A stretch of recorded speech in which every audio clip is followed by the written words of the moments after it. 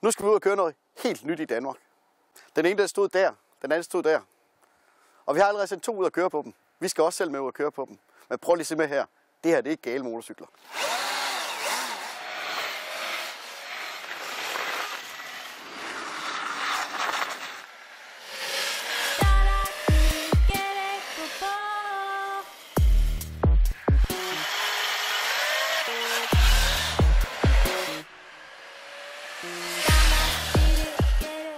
Og nyheden, det er altså de her elektriske motorcykler. Det er sådan, at når der skal afholdes klimakonference i København, så har man også arrangeret et racerløb. Et fuldstændig forureningsfrit racerløb.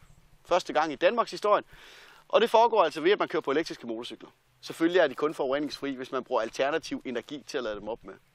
Men teknisk set, så kunne man have en lille vindmølle stående i baghaven til at lade dem her op. Så kunne man altid køre rent og fornuftigt. Det er jo genialt. Til de også 2 modeller, der laves den her. Det her, det er motarden. Så laves den også i en offroader. Den skal vi også ud og prøve at køre lidt på. Og det er altså dem, der skal bruges til det her racerløb, som skal køres i København. Der er ingen tvivl om, at det her det bliver fremtiden. El bliver fremtiden. Eller andre alternative forbrændingsmotorer, kan man sige. Fordi der er ingen tvivl om, at fossilt brændstof det forsvinder. Så det her, det er den nye udvikling, og det er den vej, det går. Og det er drønsjovt at køre på. De siger ingenting. Og det er en ren drøm for en gammel racerkører som mig. Fordi en dag kan det jo være, at vi får lov at køre racerløb igen i Danmark, for vi kommer ikke ud og lave en masse larm. Dem her, de siger intet, så er der altså ikke nogen, der kan brokke sig mere. Det her, det er sjovt, men vi skal lige ned og se, hvordan det er at køre cross også.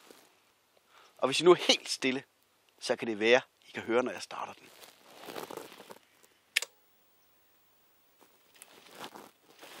Nej, det kan man ikke.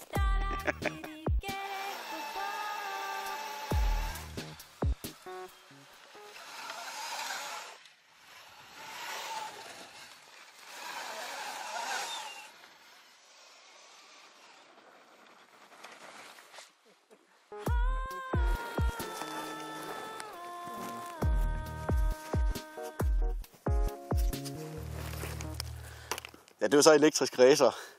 Den her elektriske crosser, den er sjov, og den er skide nem at køre. Man sidder ikke og spekulerer på, om den ståler rundt i et sving, ligesom en benzinmotor gør. Den lige pludselig låser en bagenden. Her er der bare træk på. Kør! Træd på kassen, og så hold ved. Det er faktisk lidt fedt. Dem her, dem kan man jo se i København oppe ved Svanemøllen.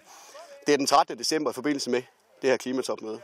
Så er det den 13. december, hvis man vil ud og se en hel masse faktisk rigtig gode kører på de her elmaskiner, så er det der, det foregår.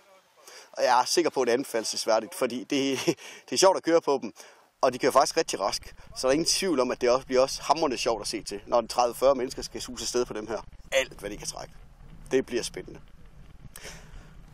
Nu har vi været ude og lege med elmotorcykler. Det kommer vi garanteret til at gøre meget mere i fremtiden, for det kommer. Uanset hvad vi vil, så kommer det.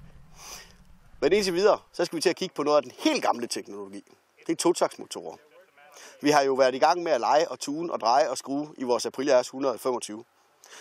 Og den har vi jo haft sat op mod en Kawasaki 250 Ninja.